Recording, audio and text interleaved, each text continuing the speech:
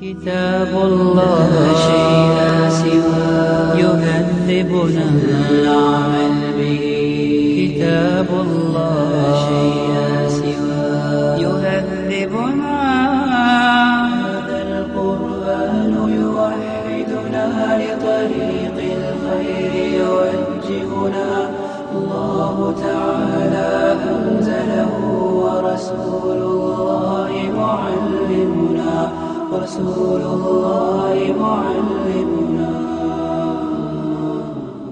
If you say that, do you mean this or do you mean that? Because that has always been the best reply of people who have been approached by individuals, whether they came with a philosophy or religion or politics.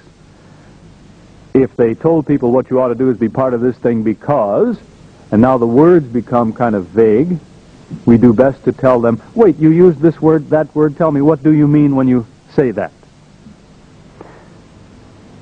Now, if the Muslim would insist on that, of telling people, say what you like, but say what you mean, sometimes that is reversed, and people will try to put that back on the Muslim. Don't be fooled by this tactic when it is used unnecessarily. That is, you can be speaking perfectly clearly, and somebody asks you, what do you mean? You want to remind him that you have been speaking clearly. In other words, he'll try to make work for you where no work exists. I just had that happen in Newcastle just a few days ago in England, where a man is asking me about good and bad and so on. I said a man has it in front of him, the good and the bad. He can choose good, he could choose bad. The man says, yes, but how do you choose? I know what the word choose means. So does anybody else who's listening to me, I hope. But what he wants me to do is say, yes, choose, that's a very big subject, and get confused when I try and explain it. I know what choose means. I have two things. I chose this or I chose that one.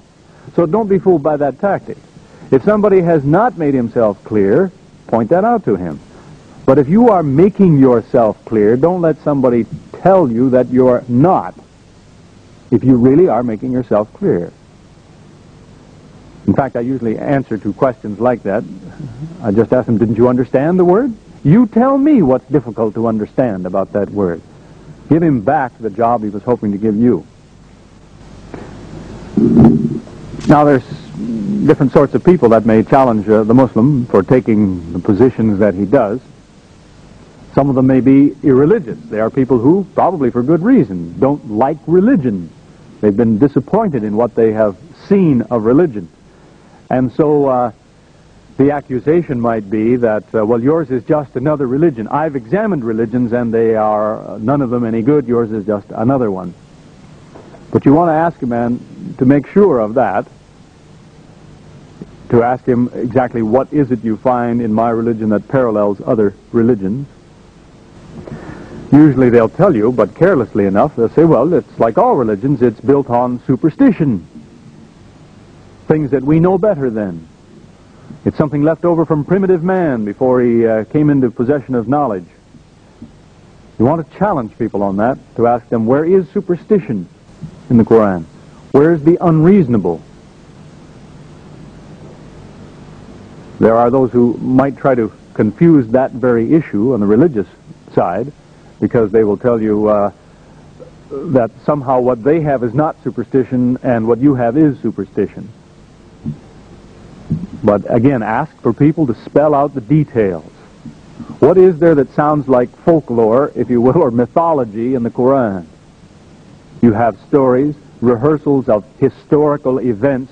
What is there that sounds like the kinds of stories that people tell in mythology? There's a lot of that in the Bible. You find in the Psalms, in the book of Job, it tells you how did the world come to be? God had to fight with a dragon first. Rahab. That sounds like something out of mythology. There's nothing like that in Islam. We don't have battles between gods and goddesses and sons of gods and dragons and so on. And somehow when the insides of a dragon are ripped out, this became the earth, and all these sorts of stories. That is superstition. That's not a part of the Qur'an. It sets out a sequence of events. stages by which the world came to be, but not according to a story that has these elements that come out of mythology. It also should be noted that if people would accuse Islam of being somehow primitive or it's not progressive, that they should take note of the educational method of the Qur'an. How does the Qur'an educate us? It does not do, as a lot of people are doing, for example, across the United States now. You have a great many churches who, they are so afraid of what the public school system will tell their children that they build their own schools and they put the children in there and they teach them only what they want them to hear. Anything that they don't like, that is eliminated. The books are censored or they don't even come into the school grounds. They teach them just what they wanted them to hear. Is that education? Is that how the Qur'an educates us? Well, not at all. The Qur'an quotes every silly thing anybody ever said.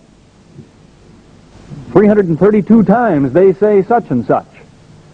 It doesn't shelter us from anything. The most outrageous and ridiculous things that people ever said, they're quoted for us in the Qur'an so that we can be shown the value of this. They say this, but do they know that? Have they forgotten such and such? That's how you really educate people. You show them everything. You don't hide something from them because you're afraid they're going to go astray somehow. Show them everything, but put it in its place according to value. That's how education used to work. It doesn't work that way now, even in the public school system. You get up into universities, in North America at least, and the idea is you put everything in front of somebody and you make no judgment on any of it. If you've got 10 ideas and somebody comes with idea number 11, put it alongside the rest of these. You do not grade anything. Leave that to the student. Make up his own mind. In fact, he's encouraged not to make up his mind, just to remember, well, all of these are things people say. But real education, even in the English, it has to do with leading out of things, is supposed to guide you through what is valuable. Make a note of this, it's not worth much. Well, throw it over here. This is good, keep it. Put it in this department or compartment. That's real education, and that's the Quranic method. Take the valuable, set aside those things that don't deserve your attention. In fact, we can use any educational program. I often tell Muslims who worry a great deal about their children in public schools, it doesn't really matter which school they go to. All you have to do is ask them every day what they tell you in school today. Then ask them to think about it. How valuable was that? What do you make of it? Now, of course, on the other hand, as I've said, these are irreligious people may attack the Muslim position saying, you see, you people are primitive, you're superstitious or whatever. The religious who would oppose the Muslim do the opposite. They would insist on a superstition. I say, what's wrong with you people is you haven't carried over this. You've been too cold and calculating and you've just stuck to bare facts. You have to realize religion involves this and so on.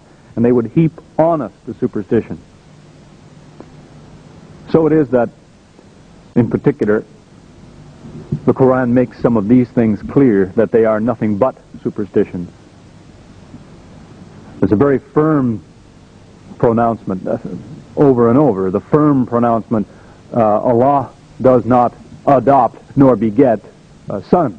He doesn't have offspring, however you want to view it. Adoption, begetting, whatever process you think it was, there's no such thing as a son of God in any real sense, according to the Qur'an. But that's not a command in the Qur'an. It doesn't command Muslims believe that.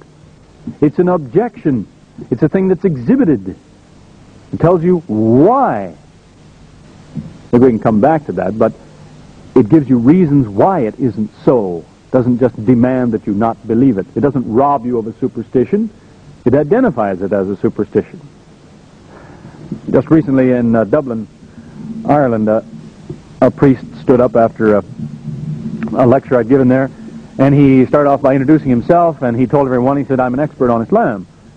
He said, I've been studying Islam for many years. Only this afternoon I gave a lecture on Islam. And then he went on to show how little he knew about it.